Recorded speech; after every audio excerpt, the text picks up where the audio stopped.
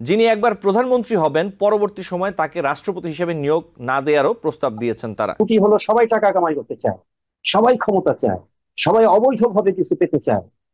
কেউ গরিব থাকতে চায় না।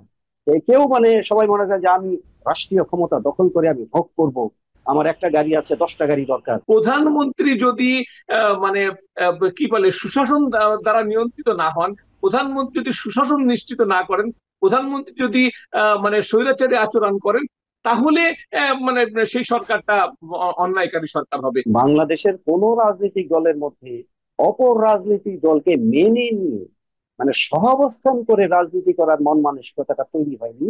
এটি হচ্ছে মূল সমস্যা। দলের প্রধানই যেহেতু প্রধানমন্ত্রী হন এবং অন্যান্য মানে প্রার্থীরা, অন্যান্য যারা সংসদ সদস্য নির্বাচিত হয়ে আসেন, তারা তার ম্যান্ডেটেই নির্বাচিত হয়ে আসেন, সেজন্য সব ক্ষমতাটা আসলে প্রধানমন্ত্রী ইয়ে করেন, উপভোগ করেন এবং সেই অনুযায়ী তিনি রাষ্ট্র পরিচালনা করেন। এটা ঠিকই আছে। জাতীয় নাগরিক পার্টির আহ্বায়ক নাহিদ ইসলাম বলেছেন, আমি একটু পয়েন্টগুলো তুলে ধরি এবং এই বিষয়গুলো আপনি কিভাবে দেখেন, প্রস্তাবগুলো কিভাবে দেখেন যদি একটু বলতেন। প্রধানমন্ত্রী শাসিত সরকার নয়, আমরা মন্ত্রী পরিষদ শাসিত সরকার চাই।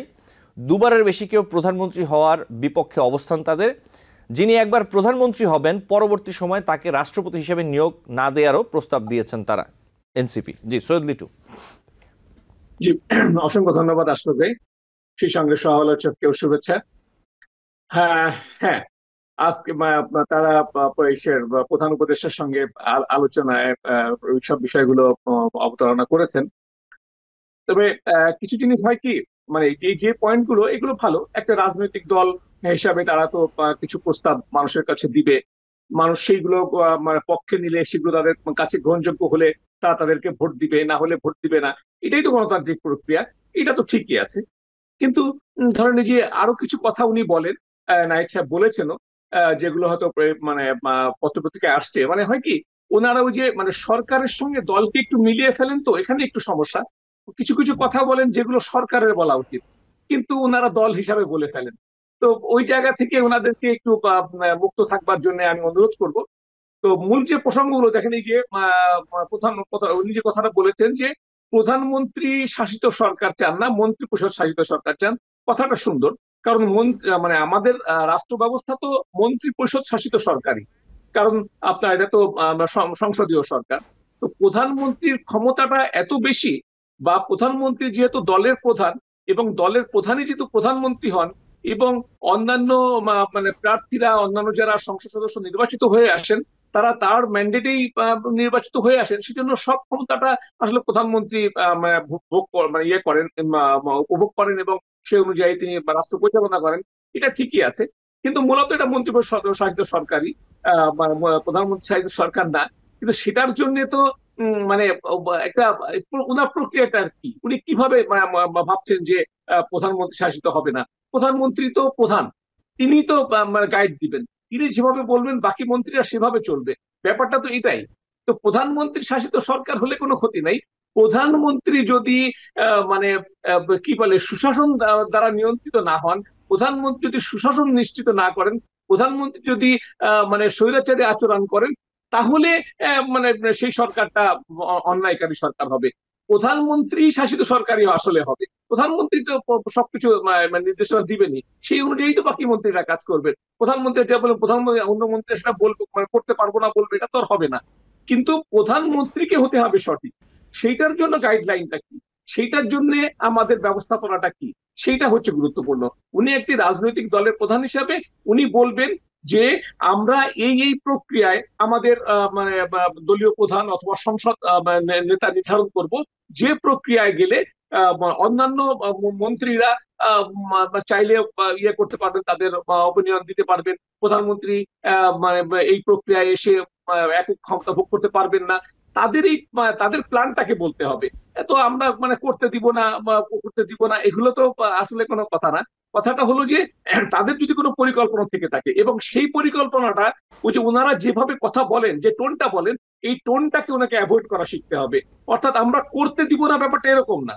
ওনারা একটা রাজনৈতিক দল, ওনারা শুধু বলতে পারবেন যে আমরা যদি মানে ক্ষমতায় যাওয়ার জন্য সংখ্যাগরিষ্ঠ আসন পাই, অথবা আমরা যদি ক্ষমতায় যেতে পারি, তাহলে আমরা এই প্রক্রিয়া অনুসরণ করব, যেখানে প্রধানমন্ত্রী একক ক্ষমতা ভোগ করতে পারবেন না, প্রধানমন্ত্রী একক ক্ষমতা ভোগ করবেন না, জি সৈয়দ এইভাবে লিটু, তাকে বলতে হবে। জি আমি তো আসবো নিশ্চয়ই আপনার কাছে আবারও। এই জি জায়গাগুলো পরিষ্কার হওয়া দরকার। জি ধন্যবাদ ডক্টর সৈয়দ আব্দুল্লাহ মামুন চৌধুরী, আপনি নিশ্চয়ই আমাকে দেখতে এবং স্পষ্টভাবে শুনতে পাচ্ছেন। আমি আপনার কাছে আসি, যে বিষয় নিয়ে কথা বলছিলেন সৈয়দ লিটু, নিশ্চয়ই আপনি শুনতে পেয়েছেন। মূলত এনসিপির যে আহ্বায়ক নাহিদ ইসলাম, তিনি বেশ কয়েকটি প্রস্তাব দিয়েছেন। সেখানে একটি বিষয় আমি একটু রাখি আপনার সামনে, প্রধানমন্ত্রী শাসিত সরকার নয়, আমরা মন্ত্রী পরিষদ শাসিত সরকার চাই, এমনটা এনসিপির প্রস্তাব। সাথে আমি একটু যোগ করি, নারী বিষয়ক সংস্কার কমিশনের প্রধান শিরিন পারভিন হক তিনি বলেছেন জাতীয় সংসদের আসন সংখ্যা বাড়িয়ে ৬০০ করার সুপারিশ করেছেন নারী বিষয়ক সংস্কার কমিশন, যেখানে প্রতিটি নির্বাচনী এলাকায় একটি সাধারণ আসন এবং নারীদের জন্য একটি সংরক্ষিত আসন থাকবে, এবং দুটি আসনেই, উভয় আসনেই সরাসরি ভোটের মাধ্যমে নির্বাচন হবে। এই প্রস্তাবটি আপনি কিভাবে দেখছেন? ধন্যবাদ। এবং আপনার মাধ্যমে যারা টিভিএন এই অনুষ্ঠান শুনছেন তাদেরকে অসংখ্য ধন্যবাদ। এটি মূলত খুবই তাত্ত্বিক একটি আলোচনা। এটি আসলে এত সহজ নয় এই প্রশ্নের জবাব দেয়া।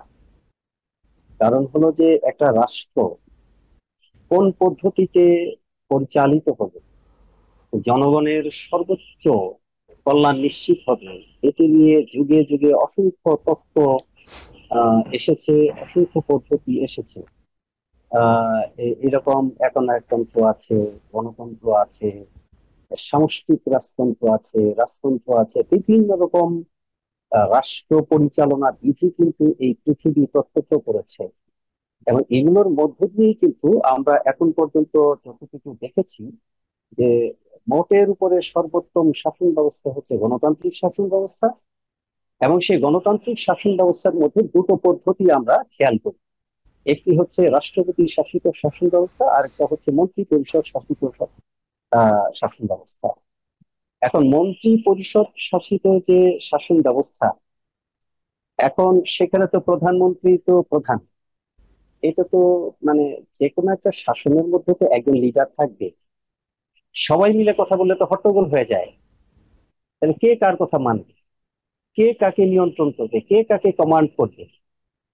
আমাদের পরিবারের মধ্যেও তো আমাদের একটা সিস্টেম আছে যে পিতা চালান, মা তাকে সহযোগিতা করেন, সন্তানরা তাকে অনুসরণ করেন। তো রাষ্ট্র তো সেটাই একটা পদ্ধতি, একটা সংগঠন। রাষ্ট্র হচ্ছে সমাজের সর্বোচ্চ সংগঠন। রাষ্ট্র তাইলে কিভাবে পরিচালিত হবে, কে কাকে মানবে?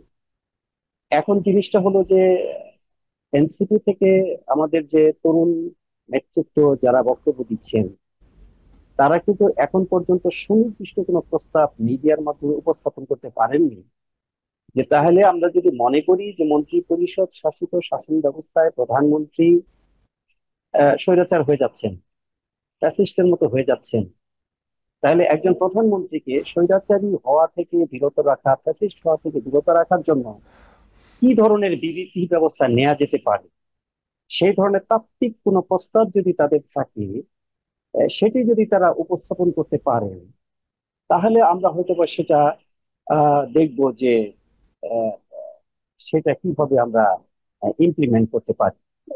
এখন সবাই কিন্তু একটা জিনিস আমরা খেয়াল করছি যে সবাই খালি একটা জিনিস বলছেন যে এই পদ্ধতি চাই না, ওই পদ্ধতি চাই না।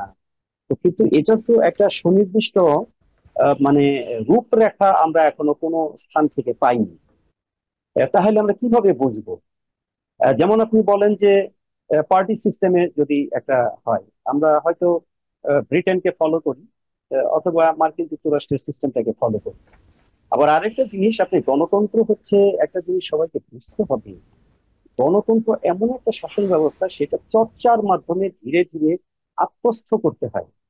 বাংলাদেশ নামক রাষ্ট্রটা মাত্র 54 বছর তার বয়স, এর মধ্যে কিন্তু ধারাবাহিকভাবে গণতন্ত্রের চর্চা কখনো আমরা করতে পারিনি। আমরা 1971 সনে স্বাধীন হওয়ার পরে বঙ্গবন্ধু এসে তিনি 72 সনে, 72 সনে আমরা একটা সংবিধান পেলাম। 73 সনে সেই সংবিধানের উপর ভিত্তি করে একটা নির্বাচন হলো, আমরা পার্লামেন্টারিয়ান সিস্টেমে চলে গেলাম। কিছুদিন পরে আবার বঙ্গবন্ধুর হত্যাকাণ্ড হলো, তারপর আমরা একটা সামরিক শাসন দেখলাম। এরপরে আবার আমরা দেখলাম যে প্রেসিডেন্সিয়াল শাসনে চলে গেল। এরপরে নানান রাজনৈতিক কর্মকাণ্ডের পর আমরা আবার 90-এর আন্দোলনের পরে আবার একটা পার্লামেন্টারিয়ান সিস্টেমে আসলাম, এবং সেই পার্লামেন্টারিয়ান সিস্টেমের মধ্যেও আমরা দেখলাম যে আমরা অনেকে সন্তুষ্ট হতে পারছি না। তারপরে আবার আন্দোলন হলো, আবার একটা স্বল্পকালীন সামরিক সরকার আসলো তত্ত্বাবধায়ক সরকারের নাম নিয়ে, তাহলে আবার কিন্তু একটা ব্যাপক আন্দোলন হলো। এরপরে আবার দীর্ঘ দিন আমরা দেখলাম যে এই বিগত সরকারটা ক্ষমতায় ছিল, এরপর আবার আমরা জনগণ তাকে ক্ষমতাচ্যুত করলাম, এখন আবার একটা ইন্টারিম সরকার এসছে। এই নাতি দীর্ঘ আলোচনায় আমি যেটা বলতে চাই যে বাংলাদেশে কিন্তু স্বাধীনতার পর থেকে এখন পর্যন্ত নিরবিচ্ছিন্ন ভাবে গণতান্ত্রিক কোনো চর্চা হয়নি।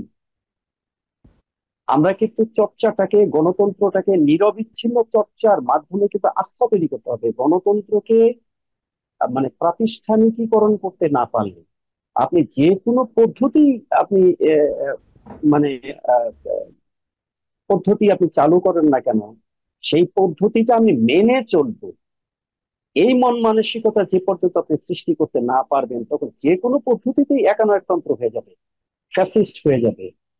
কারণ মানুষই মানুষকে ফ্যাসিস্ট বানায়। কারণ কিছু মানুষ সুবিধা নেয়ার জন্য কিছু মানুষকে তোষামোদী করে তাকে দেবতাতে রূপান্তরিত করে। এটা পদ্ধতির ত্রুটি না, এটা মন মানসিকতার ত্রুটি। এই মন মানসিকতা পরিবর্তন করার জন্য নিরবচ্ছিন্ন চর্চা দরকার। বাংলাদেশে যতগুলো সরকার ক্ষমতায় আসছে তাদের প্রধান সমস্যা হলো তারা ক্ষমতায় যেভাবে যায়, এটা ক্ষমতা থেকে নামার পরে সে যে থাকতে পারবে সেই নিরাপত্তা বোধটা তারা পায় না। এই যে এক্সিট রুটটা না পাওয়ার কারণেই কিন্তু তারা মনে করে যে না, আমি তো নেমে গেলেই আমার এই ধ্বংস হবে, ওই ধ্বংস হবে। আমি ফলে হয় কি, তারা আঁকড়ে থাকতে চায়। কাজে আমাদের সিস্টেমের মধ্যে কোনো ত্রুটি নাই, আমি যেটা ব্যক্তিগতভাবে মনে করি। ত্রুটিটা হচ্ছে আমাদের মন মানসিকতা, আমাদের আচার আচরণ, আমাদের মন মগজ মূল্যবোধের মধ্যে। আমি যদি এটা মেনে নিতে না পারি যে জনগণ না চাইলে আমি ক্ষমতাচ্যুত হব, তখন আমি বিরোধী দলের মতো করে কাজ করব। আবার জনগণ চাইলে আমি ক্ষমতায় আসবো। আব্দুল আল মামুন চৌধুরী। জি হ্যাঁ, আমি কথাটা শেষ করছি যে জি ওয়েস্টার্ন মিডিয়াতে যে জিনিসগুলো হয়, যে তারা যখন ক্ষমতাচ্যুত হয় তখন হ্যান্ডশেক করে তারা ক্ষমতা থেকে চলে যায়। এখন আপনি এই মন মানসিকতা চেঞ্জ না করলে আপনি পার্লামেন্টের সদস্য 600 করবেন না 1800 করবেন, নারীদের জন্য আলাদা ভোটের সিস্টেম করবেন নাকি সংরক্ষিত করবেন, এগুলো কোনো কিছুই কাজ হবে না। আসলে আমাদের যে জিনিসটা দরকার, শান্তিপূর্ণ সহাবস্থান এবং অন্যের নেতৃত্ব মানা। আমি নিজে যেমন একজন লিডার, এই হিসেবে যেমন আমার একটা লিডারশিপের একটা ইচ্ছা আছে, সমাজে আরো 10টা লোক আছে যারা লিডারশিপ মানে দিতে সক্ষম, তাকেও মানার মন মানসিকতা থাকতে হবে। বাংলাদেশের কোন রাজনৈতিক দলের মধ্যে অপর রাজনৈতিক দলকে মেনে নিয়ে মানে সহাবস্থান করে রাজনীতি করার মন মানসিকতাটা তৈরি হয়নি। এটি হচ্ছে মানে মূল সমস্যা। জি এই সহাবস্থানের নীতিটা যদি আমরা ঐক্যমত্য হতে পারি, যে আমরা যখন বিরোধী দলে থাকবো তাহলে সরকারি দল বিরোধী দলকে এই সুবিধাগুলো দিবে, এই জায়গায় তাদেরকে ডিস্টার্ব করবে না। এর জন্য দরকার হলো যে বিভিন্ন সংস্থাগুলোকে শক্তিশালী করা।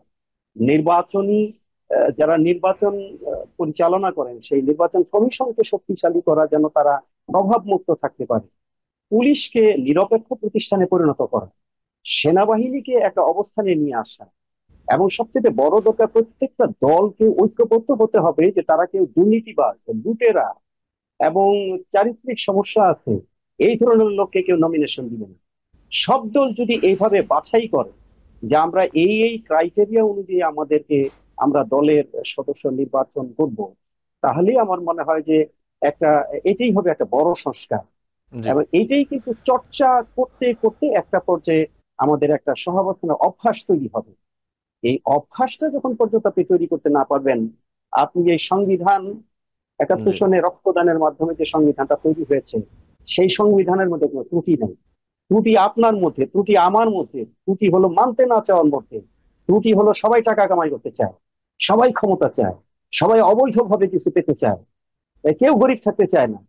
কেউ মানে সবাই মনে করে যে আমি রাষ্ট্রীয় ক্ষমতা দখল করে আমি ভোগ করব, আমার একটা গাড়ি আছে 10টা গাড়ি দরকার, একটা বাড়ি আছে 10টা বাড়ি দরকার। এই মন মানসিকতা কিভাবে দূর করা যায় জি ডক্টর সেইটা সংস্কার করতে পারলেই আমার মনে হয় যে রাজনৈতিক সংস্কারটা হয়ে যাবে।